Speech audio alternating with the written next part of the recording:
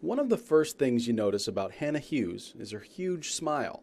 And if you spend any time with her, you'll find out she has an undying love for her dog Lucy and that she's a bit of a nerd. She's pulled straight A's her entire life. It's a lot of work. I mean, I don't know, I'm pretty good at school though.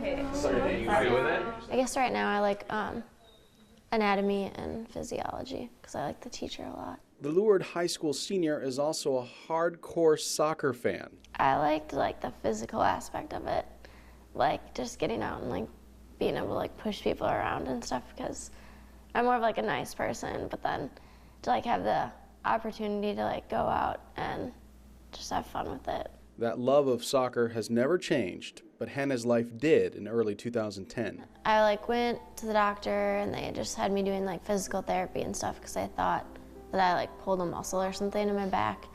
And then once it wasn't getting any better, my dad like asked him to do an MRI. And when they said they're going to do an MRI and it takes an hour and 3 hours later she's still in the machine, they found something. What they found was a grapefruit-sized tumor in her right hip. Yeah, it was called osteosarcoma, which is a fancy word for a type of bone cancer. Hanna underwent chemotherapy for 10 weeks. She lost her hair, she lost weight, but she didn't lose the cancer. The tumor didn't even shrink. One little piece of the story that I'll never forget, one of the surgeons, Dr. Uzemski, he's a big man, big hands on him. He got down on one knee and grabbed Hannah's hand and looked her straight in the face, and that was at our consultation. And he said, I need to take your leg by the end of the week or you will die by the end of the year. But Hanna wasn't quite ready to end her soccer career. Her father David remembers the events that unfolded just a few days before surgery. Her teammates had called her before she had left for the soccer tournament, and she said, Dad, where are my cleats and my jersey? And I said, well, why? She'd been going to the games but just sitting on the sideline because she'd been taking chemo. Well, I don't know, they want me to bring them. Maybe if we win, they're going to take a picture of us. I'm not really sure of the team. All right. So we go to the game, and you know, there's 100 parents on the one side. My cell phone rings, and I can see Hanna on the other side sitting on the bench with her cell phone. Dad, I said, yeah, they want me to go in. I said, what? They want me to play. I'm like, she says, what do you think? I'm like, have at it. She went out on the field and scored a goal.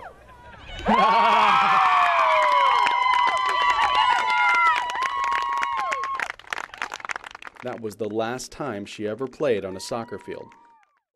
Several days later, her right leg was amputated, along with her right hip and part of her pelvis. I remember that my dad was there and my mom and my boyfriend James came, and I just remember like being hooked up to all these things and like feeling down to see if my leg was still there, but it wasn't.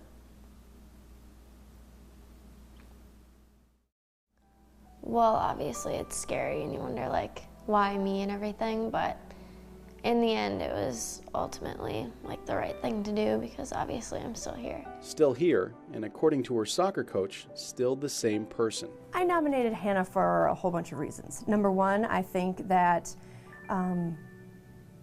she's a great teammate and she's a great person. And she was a great person to all of these girls, whether she was in that wheelchair or not. And through everything that has happened to her and that she has gone through, she still continues to be very positive, have a great outlook on life, and that rubbed off on me, it rubbed off on her teammates. It may have also rubbed off on Father Paul Nelson.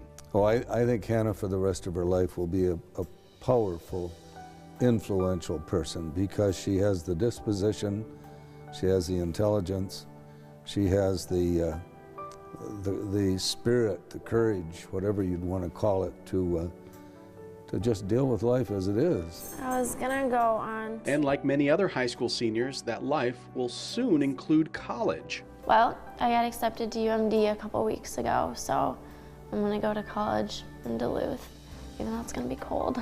She always knew that she was going to go to college and that she had a plan, that she was going to do well in school, and none of that has changed. And I still don't know exactly what I want to study. I'm debating between like social work or maybe a vet. The girl's a rock star. She's just an inspiration to anybody. It'll be different, that's for sure, but I think it'll be good.